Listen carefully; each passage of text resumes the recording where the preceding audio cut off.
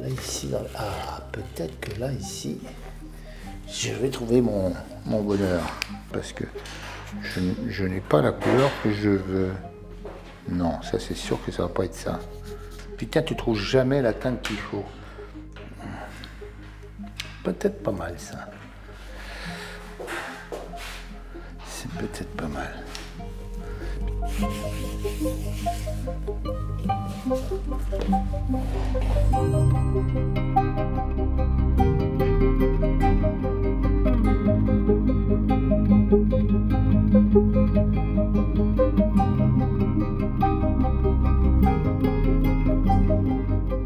Oui, effectivement, je vais essayer d'attaquer la quête. Bon, j'ai passé quelques petites vacances quand même, 1 an ou 2, avant d'attaquer la quête. Oui, mais raisonnablement, quand je dois aller à droite, à gauche, là, je vais commencer peut-être mai-juin, mai, ouais, avril-mai, enfin mai, plutôt mai, je pense mai. Voilà.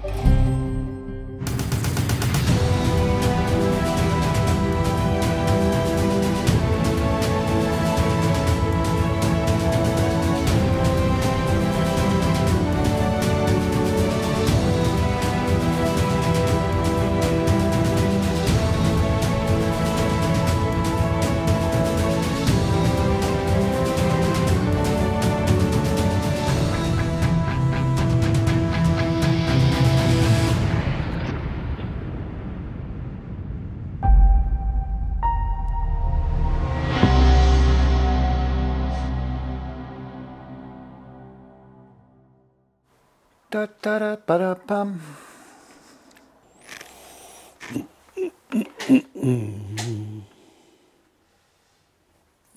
Alors on en était où, Serge? Alors attends. Ah, il est là-bas, je ne sais pas ce qu'il fouine. Il y avait Zorglub qui disait au Grand Schtroumpf C'est bon, ça part bien. Hein. On avance, comme dira Régis, c'est la corde à nœud. On résout les nœuds, et pour résoudre un nœud, tu détricotes quelquefois, puis tu repars, quoi. Mais maintenant, il y a ce problème avec les nuisibles. Bragon qui arrive avec son vieux maître. Ouais. Quelque part, il y a un partenariat, donc ça, c'est réglé. Voilà.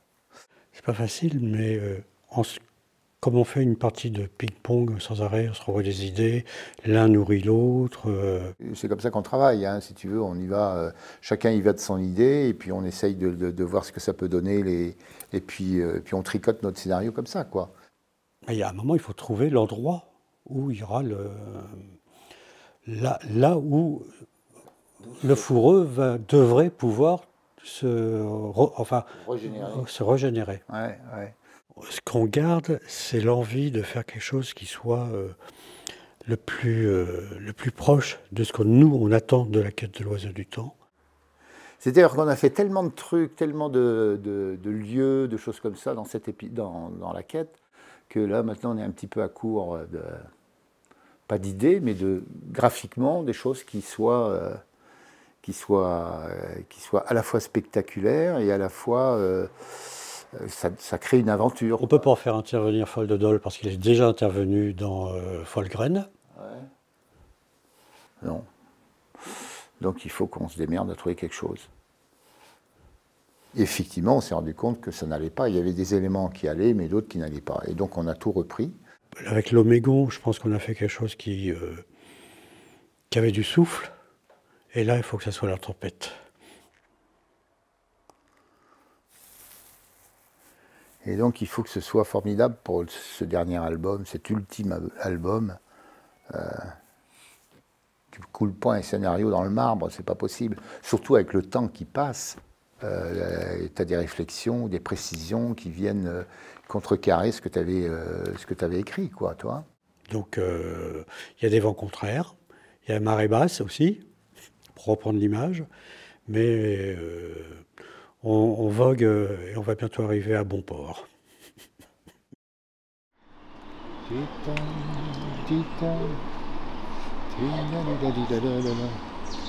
Quelle angoisse. J'attends mon collaborateur, le vieux.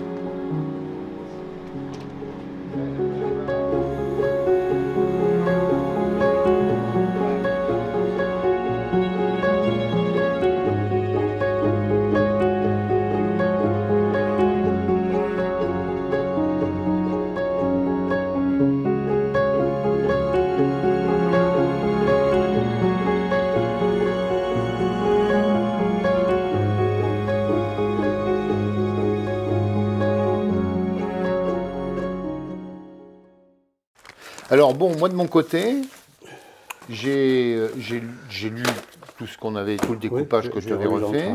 J'ai regardé ce que tu avais réécrit, remis en forme par rapport à ce qu'on avait fait.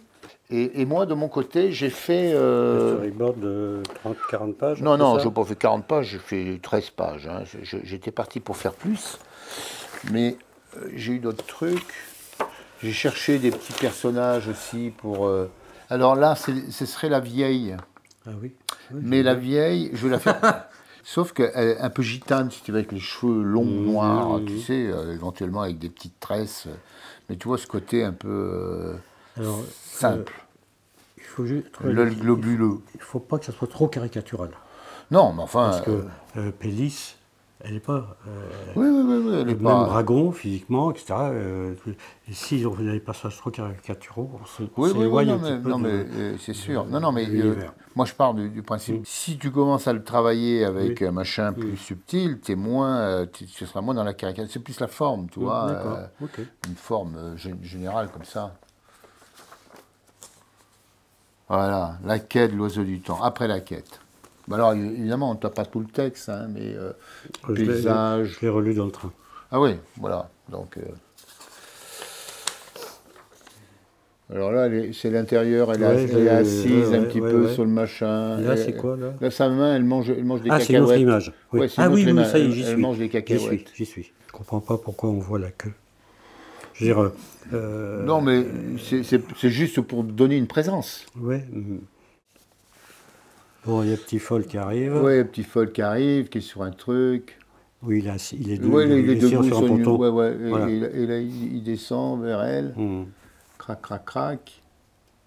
Et là, qu'est-ce qu'il regarde? Bulldog. Ah oui, c'est vrai qu'il est très excitant. Oh!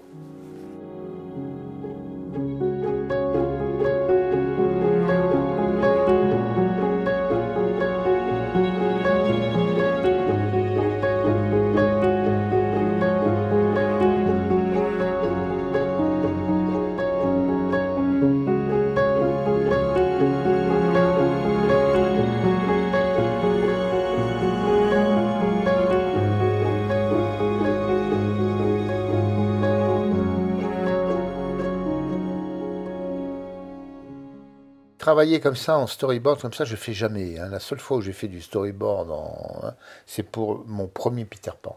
Ça ne veut pas dire que quand je fais, peu importe la BD que je fais mais alors un tout petit truc un peu plus grand qu'un timbre de poste, enfin comme ça, pour savoir quel nombre d'images je vais mettre. Est-ce que ça va être une grande image là, une petite ici, ou bien de dire, non, ces deux images-là, je vais les refaire uniquement en une image. Là, j'ai fait 13 pages d'avance. Mais moi, je préfère découvrir ça directement sur la planche, toi. C'est pour ça que je te dis, là, je vais m'arrêter, là, toi. C'était juste parce que ça m'amusait de le faire pour montrer à Serge et pour dire à Serge, tiens, allez, je m'y suis mis. Regarde, c'est parti. Mais quel plaisir de le retrouver, les personnages. Non seulement les personnages, mais la narration. Je reconnais la narration typique de la quête de l'oiseau du temps. Et puis bon, l'histoire, on la connaît quand même un petit peu, donc il y a moins de surprises.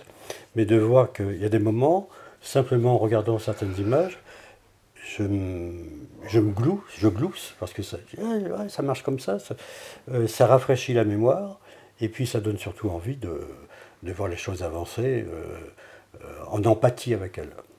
Voilà, non mais, alors moi maintenant j'ai hâte de m'y mettre, vraiment de mettre la première image, la première page, parce que la première page pour moi c'est extrêmement important, c'est celle qui va te donner le là, pour tout le récit.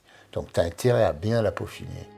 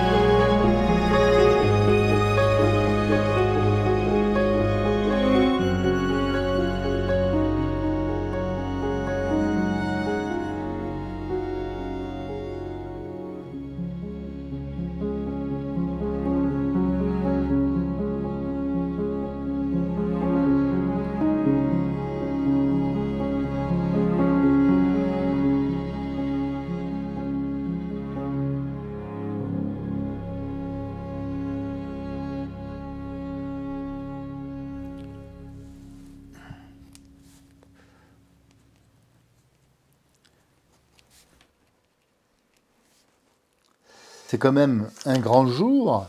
C'est le début de la quête de l'oiseau du temps.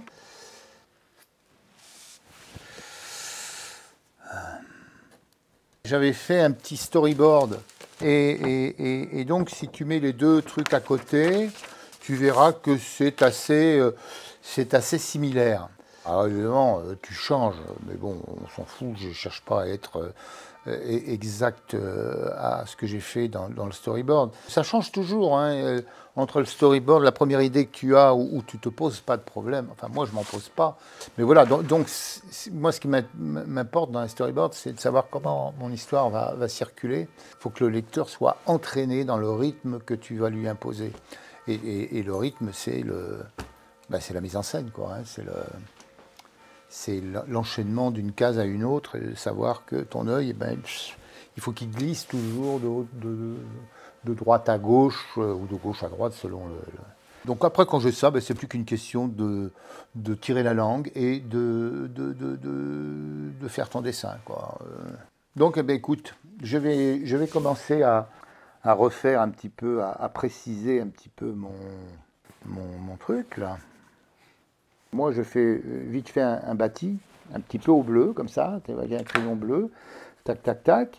J'ai un premier bâti. Ensuite, je commence à le préciser au crayon de papier, comme ça, tac. Alors, qu'est-ce que je peux foutre là, ici, là, pour boucher ça? Encore des bouts de bois, je sais pas, ici. Bon, on verra bien, c'est pas très grave.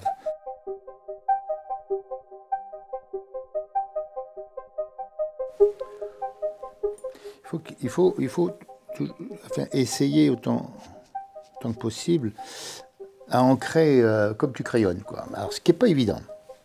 Ce qui n'est pas évident parce qu'il y a un lâcher-prise, il y a le fait que tu te dises merde, c'est pas très propre, ça. Et je sais de quoi je parle, puisque la propreté dans la bande dessinée, c'est pas mon truc, quoi.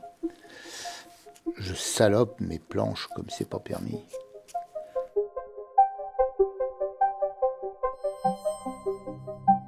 Ce qui est important, c'est l'énergie, c'est pas forcément, c'est pas toujours la beauté du dessin.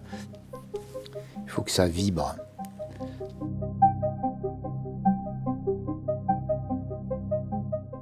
Tu vois, je te disais tout à l'heure, je sais pas quoi mettre ici, il me faut une masse. Je vais foutre du noir.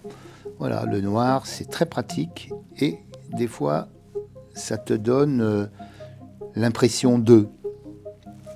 Ici, je donne l'impression d'un bout de bois un peu rugueux, un peu... Voilà.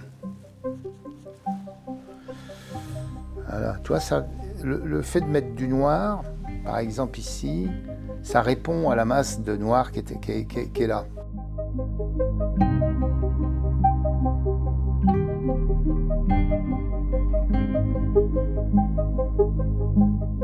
Le fait de reprendre, donc ça fait quoi, presque 40 ans après, pas tout à fait 40 ans, quelle sensation ça me fait? Eh ben rien. Rien. Je me dis, putain, je vais en avoir encore pour 1 an ou voire 2 ans de travail. Non, c'est agréable, c'est agréable. Pour l'instant, c'est agréable. Tu sais, il y a des moments, c'est pas toujours une partie de plaisir, hein. Mais de toute façon, la bande dessinée, c'est un truc, un boulot de fou, hein, formidable, mais un boulot de fou quand même.